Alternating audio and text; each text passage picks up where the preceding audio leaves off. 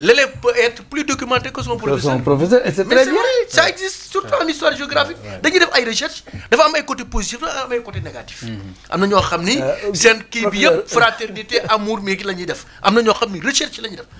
dogguma la mais y a quelque chose qui s'est passé te loolu moo faj sama doom man sama doom entraîné naa ko fii Albert Royer ñu muy gën a sonn rek xale bi di gën a poids bi di gën a wàcc rek ba ma ni dama koy génne ñu ne ma contre avis médical doo ko génne xam nga lan moo ko ma sooy nekkate docteur bi à chaque fois dafay interroger kii bi nu mu di portable bi ñu quel médicament pour faj nangam bon may wax kii mais mi ngi nekk ci portable daf may fonto nekkate loolu la doon xool quand j'ai vu que c'est ça dama génne sama doom biir bi doon metti kenn mënu ko faj dama dugg ci internet bi interroger ko mu jox ma médicament ma dugg fa booba ba léegi biir ba fa la jeex te dañ doon wax tuberculose périténale dara amu ci donc yooyu dafa am importance. Sur les pièces d'état civil. Oui. Surtout au niveau de la banlieue. Beaucoup d'enfants ont souffert. dañuy dem ba CM2 waaye bëgg dem ba CM2 ñu ne la amul këyit ak affaire yi. mais boo xoolee directive bi premier ministre jël jox na injonction ne leen même à l'appréciation du directeur élève bu amul këyit. fexeel na tout pour mu def entretien. jox nañ ci ay directives. loolu moom c'est clair. macha allah temps bi ñu ngi may signaler sax. foofu aussi gis nga. le programme extrait yooyu am nañu ci bërëxlu. di ci dugal ay ñoo xam ne duñu sénégalais. effectivement. waaw loolu beneen débat la. allez-y. autre li ñu mën a xalaat. c'est-à-dire mu ñu régler tous les problèmes des enseignants. parce que fonctionnaires yi ils sont combien au Sénégal. am na solo mais le problème li ñu war a xalaat aussi. mooy avenir mooy surtout les programmes. parce que jël un élève di ko jàng loolu moom nii dañ ko wax ay révolution russe et consolidation du régime. loo xam ne ñun amuñu benn njëriñ vraiment. loolu moo de aussi au niveau des moyens. ce qu'on appelle l'éducation civique xam nga c'était l'instruction c'est l'éducation civique mais tey dañ ko dugal amoon na sax heure boo xam nañ ko dañ naan de 2 heures histoire 2 heures géographie 1 heure DCE mais léegi dañ ko dugal ci heure yi am na prof yoo xam ne ko def te c'est une matière très importante dañuy jàngal patriotisme civisme ay le patrimoine c'est très important yooyu dañ ci war a xalaat mais côté financier état bi yi ñu war a gën a jàngal xale yi mun a satisfaire énergie écologie nangam yi nga xam ne àdduna foofu la toll yooyu lañu war a gën a orienté xale yi que ay la guerre de Mao Zedong ak ay xaw ma le SAR la révolution ak la crise israélo-palestinienne boo xamante ni États-Unis ngi booba tey mënuñu ko ba résoudre théorie rek ñu tànqal xale yi woyofal bi nga bëggoon a wax la waaw woyofal bi il faut saluer le courage de Habib Sy. Habib Sy vraiment il a été très courageux de kii mais c'est le paradoxe aussi ñu waxante ko man je pense qu'il faut que l'État également puisse prendre ses responsabilités par rapport à la production du pétrole et du gaz. Surtout ça. Mënuñu nekk à ce niveau aujourd'hui qu'on produit du pétrole ici au Sénégal et que nous avons une raffinerie qu'on raffine chez nous et que le courant puisse arriver à ce niveau-là. Il faut qu'on puisse se retrouver dans nos ressources naturelles et benn problème mu ngi noonu. Et l'énergie mixte aussi l'énergie solaire orienté vers waaw yow yaa ngi ci formation yaa ngi ci domaine boobu. donc ok donc muy loo xam ne il faudrait que état bi bàyyi ci xel. gis nga yenn dëkk yu kii ay Dubaï. ay kii c'est parce que seen ressource naturelle d'abord mooy population bi lay njëkk a seet. tout à fait. Deuxième chose bi ma mën a wax par rapport ak woyofal bi man compteur woyofal ak compteur traditionnel bi ñu tàmmoon. man compteur traditionnel bi moo ma gënal. parce que au moins am naa garantie woyofal bi. mën na ñu bëri sax ñu ngi regretter lu tax ñu jógee ci foofu dem. dafa am benn politique te dafa am benn politique bu ci am. caution wu compteur traditionnel ni ko Senelec di defee dafa xaw a doy waar c'est à un prix kii donc loolu vraiment woyofal bi moom dafa woyofatul woyofal bi moom woyofatul dafa diis waaw am na solo temps bi jeex na mais bëggoon naa waaw auditer Senelec ba pare aussi mais nañ ne état yeneen tamit seen état bi yoroon nañ gars yi comme ku doon réew doon bor yi yoroon na Senelec xaalis mais bëggoon naa ci fii Sénégal aussi 30 secondes rek parce que régie ñu ngi maa ngi leen di jégalu parce que man maa yéex a tàmbali te Issa moom fi yenn su fajar ba tey mi ngi ci régie bi dafa sonn mais dama la ko ñaan rek te yàlla tax parce que sujet dafa am solo mais dañ koy tënk fii Sénégal bëgg naa ci ñu laal ci ak limogeage bi ngeen def démocratie interne bi fii Sénégal de façon ramassée 30 secondes rek 13 milliards yi ngeen annoncé mën nañu xaar ne plan de redressement bi kon léegi mu redressé wu vite fait en 30 secondes. De toute façon 13 milliards yi ñu annoncé moi je crois que y a d'autres investisseurs sax yoo xam ne bu ñu ñëwee dina yokk ci loolu parce que ñu ngi ñuy fëgg guddeeg ba ci na bëri de moom la koy wax am na ay investisseurs yu bëri yu nga xam ni actuellement ñu ngi fëgg bunt yi eggaguñu ci gouvernants yi te war nañ ci dox ay jéego pour que loolu gën a mën a yokk loolu c'est extrêmement important et je crois que véritablement nous allons récupérer ceux qui sont sceptiques nañ ñu bàyyi ñun nous sommes positifs dans ce que nous faisons te yaakaar nañ dina am lu ëpp loolu lu nga xam ne dañu ñëw Sénégal et puis ce sera un redressement. limogeage bi nag yéen am démocratie internet seen biir xam nga dafa am loo nga xam ne wax naa ko tey mënuñu def 1 an mënuñu def 1 an wala 2 ans yow nga nekk patriote nga ni yow da ngay critiquer ay affaires ci biir li ñuy liggéey mais ay critiques surtout mais est-ce doon bàyyi ko noonu mu wax xalaatam. surtout par rapport non wax sa xalaat mais sànni ay xeer jëmale ko ci ñi nga xam ni dañuy gouverner dafa guñu 2 ans. souvent problème la. te mënoo nekk aussi taxaw ci toog ci bant bi di ko siwee. bant bi bu daanoo yow ñëppay daanu. loolu aussi il faut que ñu bàyyi ci xel. et je crois que je salue le courage de Bassirou Diomaye Diakhar Faye boo defee loo warul defal daf lay limogé bu jeex. ci ñaari points yooyu fii Sénégal ak limogeage bi. non ma njëkkee Sénégal. bu la ci neex nga njëkk ñaari. Sénégal ak.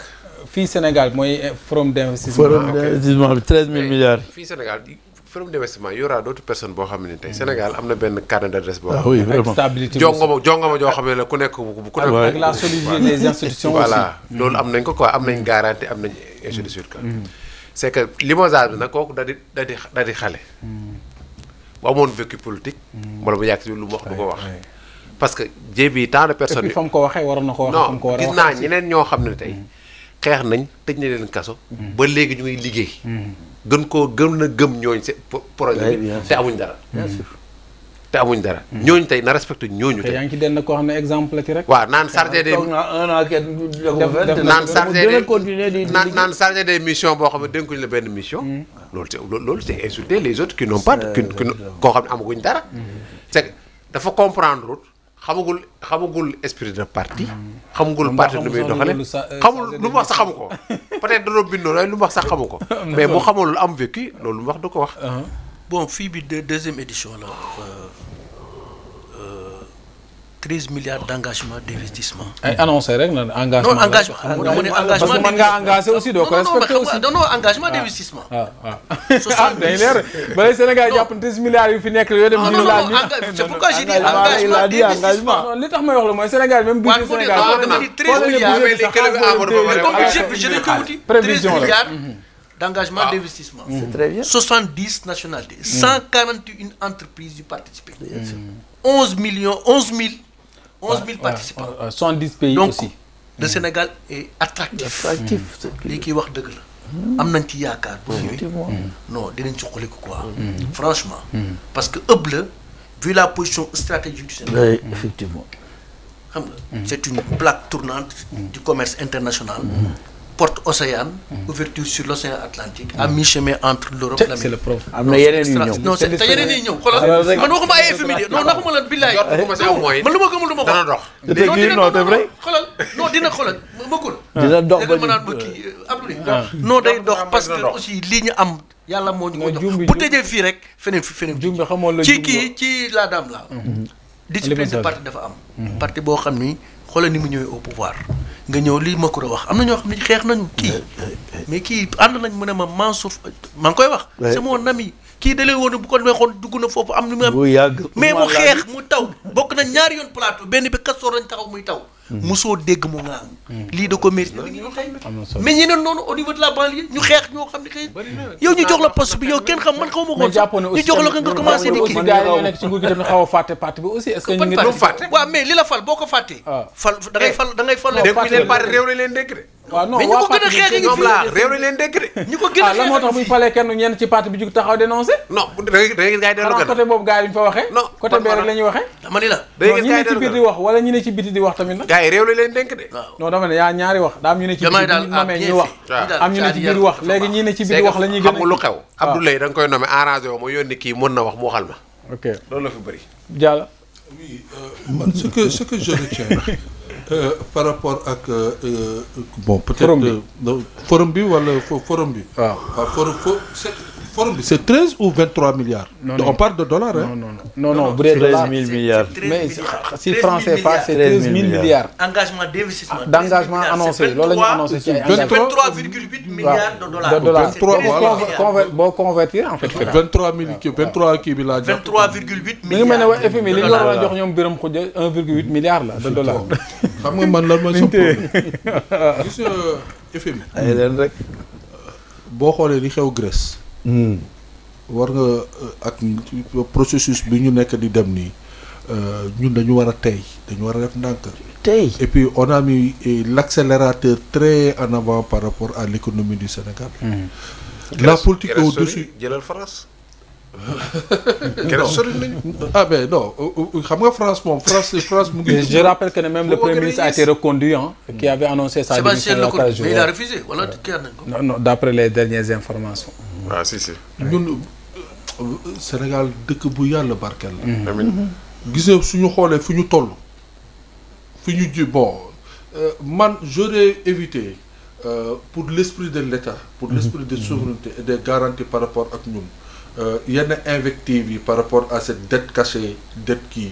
du moment où il y a cette expression de transparence nañu dem sur autre chose moi je développe moi je progresse dans ma communication je progresse dans mon information et dans ma gestion lii am na wax naa ko temps la wax naa ko ki ma ko war a waxal je me multiplie et je me déploie sur vraiment l'essentiel qui me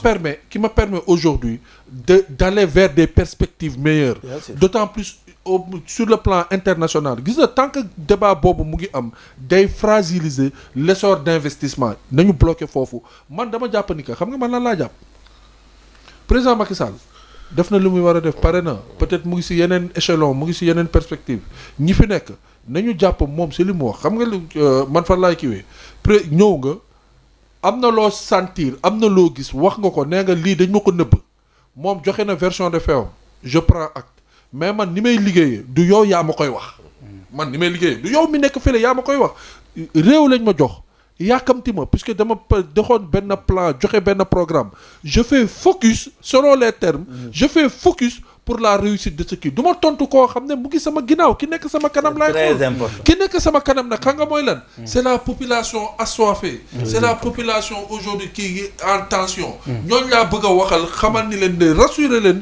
par rapport ak un contenu le contenu mooy ni que je xoolal au-delà même de cette projection à l'international je commence d'abord par mes propres ressources mooy li nga xam ne les diaspora bon xam nga les ressources les fii la 2000 mobilisés kii mu ngi wax effectivement y a les investisseurs qui frappent à la porte te duñu jaar par le FMI ni la Banque mondiale kon da ngay dëggal ne Sonko lim naan on doit waruñu di dépendre trop ci kii bi waaw mais dépendance boo continuer ci dépendance ban autonomie ngay am ban liberté ngay am ban indépendance ngay am si tu dépends sur quelqu'un qui vient qui te met les conditions qui te met des règles qui te donne des fonctionnements qui te dit là où tu dois regarder il te donne des orientations ba fi ngay toog sax dañ lay orienter par ngay def nañu waxante dëgg tamit c'est-à-dire on ne peut pas être pro nous à un moment donné sur des questions politiques dañ si jàpp suñu bopp mais wax dëgg bi bu jotee dañ leen di wax lii nañu wàññi yenn propagande politique yi ñu def vers l'essentiel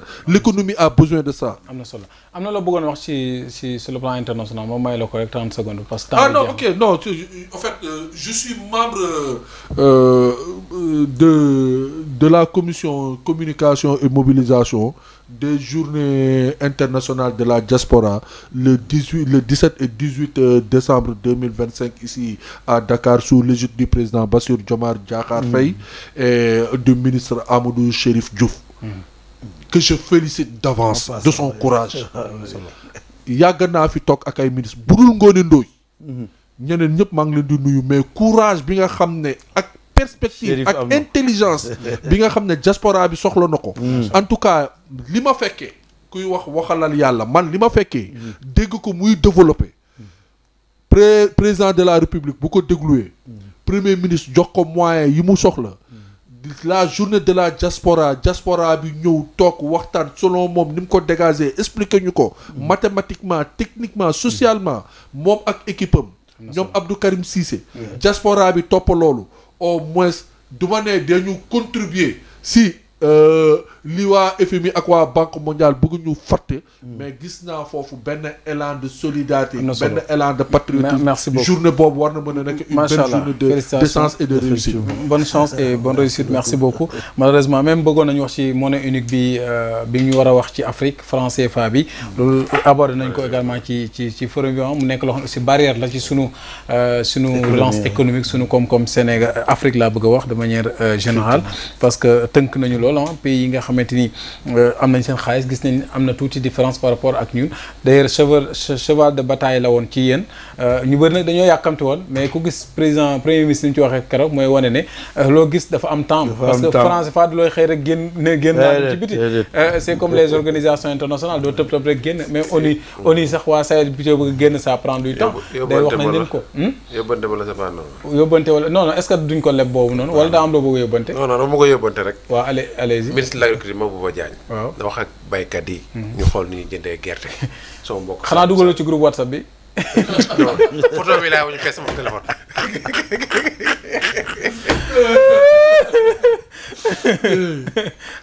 non dafa am benn final bu ma fekkee mu waa passé yaa ngi dégg waa ñi jox ko rek pour mu wax mu ne président ministre des sports non mu ne loolu ñeetoo lay loolu ñeetoo kër ma jama léegi yaa ngi loolu ñi xadi jëndee mu ne fu mu dem waa ji passé la bokk mu ne fu mu dem day wax ne gerte gi ñu xool nuñ koy jëndee wala ñu ubbi frontière bi ñu ñeneen ñëw jënd gaa yi ñëw mën a jënd d'ailleurs dem rek jël naa ci barki dem Bassirou Ba mi ngi kaas que ne am na taaraar yi ñu commencé di installé ak yooyu noonu point de vente yi ñuy installé vraiment loolu aussi nekk loo xamante ni rafetlu lañ ko li ñu bëgg mooy ñu ubbi frontière bi gaa yi dem jaay seen gerte gi aussi merci beaucoup si yóbbante merci beaucoup Birame. Voilà, je vous remercie. Bon, je crois que l'essentiel a été dit. Le dernier mot mooy ñu góorgóorlu taxaw xam ni Sénégal ñoo ko bokk. Que ñëpp dem dans cet élan de patriotisme là pour génne Sénégal fi mu nekk c'est possible ñu bàyyi vraiment xëccoo yi ci politique yi ngay wax te dem dans l'essentiel. Je crois que j'appuie ce que vous avez dit par rapport à ça. Sénégal yi de loolu la ñuy xaar instant bii nii de ñu ngi xaar vraiment ñu jëmmal loolu merci beaucoup. professeur ci wax xam nga ku nekk sursaut patriotique dafa war a am. un pays de 196 722 kilomètres carrés, 18 millions d'habitants. Mais c'est un petit pays. Mais grand par les ambitions. xam nga léegi nag am na ñoo xam ne ñoom dañuy toog di xaar defet mais yàlla ñu xaar di. am na solo professeur superficie bi war nañ ko xoolaat quoi. jox nañ leen ba tey évolué wul yaatu wala wàññi. am na ñett dañ koy défendre 722 700. ba par ça 712 722. mais daal Sénégalais lañ. même population bi ñu ngi ne officiellement. li ñu annoncé ëpp na ko en 21 millions ñu ngi ci ay. ñoo leen accompagner ñoo leen fal dañuy nekk derrière jàppale leen. incha allah ñiy kaas nag di wax léegi ñoo xam ni dañ doon bëgg a transmettre amuñ may ñu leen buntu wala ñu bëgg a recycler waat. am na solo le temps est révolu. merci beaucoup jërëjëf. donc question nekk ci plateau yi di yàq. vraiment non dañu nekk ci plateau yi di yàq ay chroniqueurs charme réew baaxul lii wax charme réew aussi si loolu la bokk c'est-à-dire une contradiction mais une contradiction responsable une contradiction objective dëkk bu ñu diisoowul bu ñu waxtaanul ñu ñaan yàlla sunu waajur yi fi jógee sunu kilifa yi fi jógee héritage bi ñu bàyyil ñun tam ñu sàmm ko jox ko sunu ay doom le Sénégal a besoin de stabilité fi ñu jëm tubaab yi ñoom ñu ngi jéem a conquérir lune bi ñu ngi jéem a ut espace bi ñun ba léegi sunu tali yi sunu koñ yi tali sa mënugul baax c'est pas dans la si cette animosité bi nga xam ne ñu ngi koy développer dans notre société ça ne nous grandit pas suñu juumee nag si wax ji wallaahi ñu ngi ñaan ñi nga xam ne ñu ngi ñuy déglu duñu seetaan te ñu nekk fu nekk te ñenn ñi xamuñu ñu ñenn ñi kii ñu leen di baalu ak wax dafa neexul surtout nekk si devant télé bi vraiment ñu ngi leen di ñaan li ñuy defar rek moo ñu tax a jóg bu ñu kenn gisee yeneen bëtu wala waxu rëy wala waxu yàq defar rek moo ñu tax a jóg merci beaucoup bëggoon nañ sax yaatal yu bëri mais beneen yoon parce que comme dossier bi ngi ci yoon Alioune Sall bi nga xamante ni ak son épouse gis nañ ne déposé na 240 millions autant pour moi pour caution mais ba tey en tout cas lundi bi daañu xam nu waane de mujjee ki gëtam lu ko jiitu aussi gis nañ njabootu Madiambal Diagne aussi ñoom it naka noonu ay soxnaam ñu ngi ca Ndungu Sine soxnaam boog ak doomam en tout cas dossier yi tàng na loolu sur le plan judiciaire mais dinañ ko aborder ci yeneen jotaay temps bi moo jeex ñu ngi jégalu bu baax a baax waa Régie ci njàpp nag yaa ngi wax tali sama xel dem ci Dakar man gisuma benn tali bu baax man daal loolu yéem na ma loolu moom war nañ cee def débat bu yaatu tali yi mbedd yi oto yëpp a yàqu man chaque jour oto yi organes yëpp yàqu nañ léegi loolu doy na waar nañ ko liggéey vraiment ci cap Dakar non Dakar dama naan ceetu ginaar la guddi Dakar guddi non baa ñuy def noonu rek Dakar daal ceetu ginaar la bu guddee lay rafet waaye bëccëg gi doy na waar bu guddee ba lamp yi tàkk nga tiim ko nga ne yaa ngi Paris waaye bu bëccëgee mbedd yi daal doy na waar ba pare dégg nañ même bâche ci mbedd yi gouverneur jël na dogal dëkk bi da ngay tourner fenn rek vraiment dëkk bi ay ruq bu ne nit ñi baas fa xew yi fii kenn xamut doy na waar merci beaucoup waa Régie maa ngi jégalu Issa jégalu baax a baax Issa Diakhaté depuis 7 heures du matin ba tey yaa ngi ci kër gi ñu ngi lay jaajëfal ci liggéey bu am solo bi di ñaan yàlla may la soxna di lay ñaanal yow tamit yaa ak Moussa Diouf son bi jërë ngeen